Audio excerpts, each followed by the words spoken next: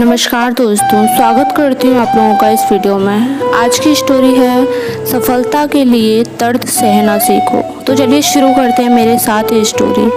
कई बार जब लोग जीवन में काम करना शुरू करते हैं तब उन्हें बहुत ज़्यादा दर्द होता है, तकलीफ़ होती है, उन्हें बहुत ज़्यादा मेहनत करनी पड़ती है और ये बात उनसे बर्दाश्त नहीं हो पाती है। उनका शरीर जवाब दे देता है और वो उस काम को छोड़कर किसी और तरकीब से सफल होने का प्रयास करते रहते हैं।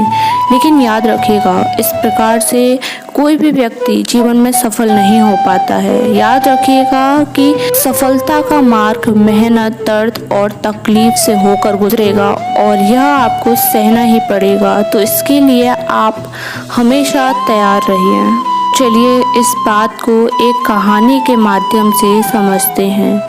एक बार एक मूर्तिकार अपनी छेनी और हथौड़ी से एक पत्थर को भगवान की मूर्ति का आकार देने का प्रयास कर रहा था। जैसे ही वह छेनी पर अपना हथौड़ा चलाता, वह पत्थर चिल्लाने लगता और कहने लगता कि ये क्या कर रहे हो, मुझे इतना मार क्यों रहे हो, मुझे बहुत दुख हो रहा है, तकलीफ हो रही है, पीड़ा हो रही है, मुझे अपने हाल पर छोड़ दो और यहाँ से चले जाओ। मूर्तिकार ने उस पत्थर से कहा, मुझे बहुत अच्छे से पता है कि तुम्हें बहुत ज़्यादा दर्द हो रहा है, तकलीफ हो रही है और तुम बहुत ही ज़्यादा पीड़ा में हो। लेकिन यदि आज तुमने इस दर्द को नहीं सहा, इस तकलीफ को नहीं सहा, तो जीवन भर तुम इसी प्रकार से पड़े रहोगे। मुझे पता है कि तुमने आगे बढ़ने की अपार संभावना है। तुम एक बहुत अच्छे पत्थर हो, लेकिन यदि तुम इसी प्रकार से रहोगे तो कभी भी आगे नहीं बढ़ पाओगे। इतना कहकर मूर्तिकार औजार उठाए ही थे कि पत्थर फिर से चिल्लाने लगा, गिड़गिड़ाने लगा, विनती करने लगा कि मुझे अपने हाल पर छोड़ दो। मुझे पता है कि जीवन के लिए कौन सी चीज़ सही है और कौन सी चीज़ गलत है। मुझे बहुत ज़्यादा दर्द हो रहा है। अब मैं इस तकलीफ़ को बहुत ज़्यादा नहीं सह सकता। मैं जिस हाल में हूँ, मुझे उस हाल में छोड़कर तुम यहाँ से चले जाओ।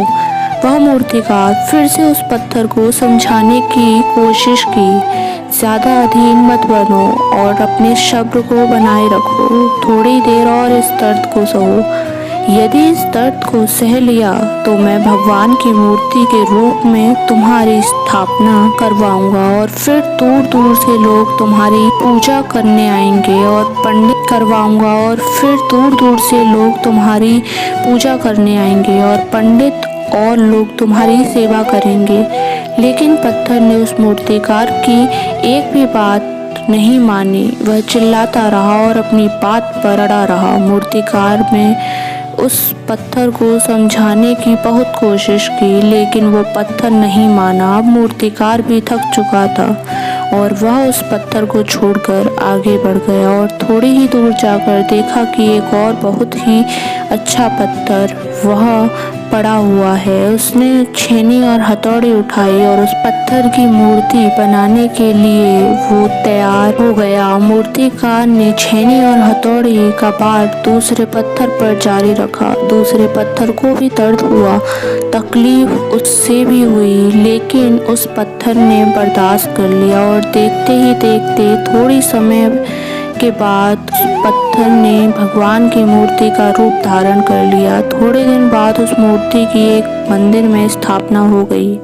धीरे धीरे करके लोग वह पूजा पाठ करने आने लगे। लोगों की मन्नतें वहाँ से पूरी होने लगी और वह मंदिर बहुत ही ज़्यादा प्रसिद्ध हो गया। अब धीरे धीरे करके दूर दूर के गांव के लोग वहां पूजा पाठ करने आने लगे।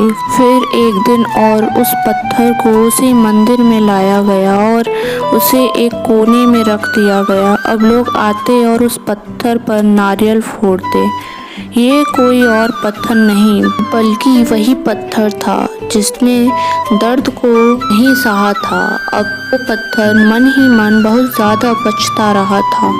दुखी हो रहा था और अपने आप से कह रहा था कि काश मैंने उस दिन उस दर्द को, उस तकलीफ को सह लिया होता तो आज लोग मेरी भी पूजा करते। इसीलिए आप भी अपने जीवन में हमेशा याद रखिएगा कि जब भी आप अपने करियर की शुरुआत में किसी काम को कर रहे हो, पढ़ाई कर रहे हो या कोई भी काम कर रहे हो और उसमें आपको दर्द हो रहा हो, तकलीफ हो रही है, ज़्यादा मेहनत करनी पड़ रही है, तो आप रुकिएगा मत, किसी और रास्ते की शुरुआत मत करिएगा, क्योंकि कोई और रास्ता आपको सफलता नहीं दे सकता है।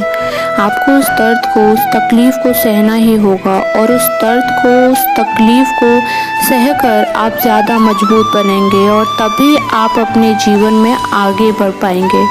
और जीवन में हमेशा याद रखिएगा कि आपको पहले पत्थर की तरह नहीं बल्कि दूसरे पत्थर की तरह बनना है। यदि यह कहानी आपको पसंद आई हो, तो इससे कोई सीख मिली हो तो अपने दोस्तों और अन्य लोगों के साथ शेयर ज़रूर करिएगा।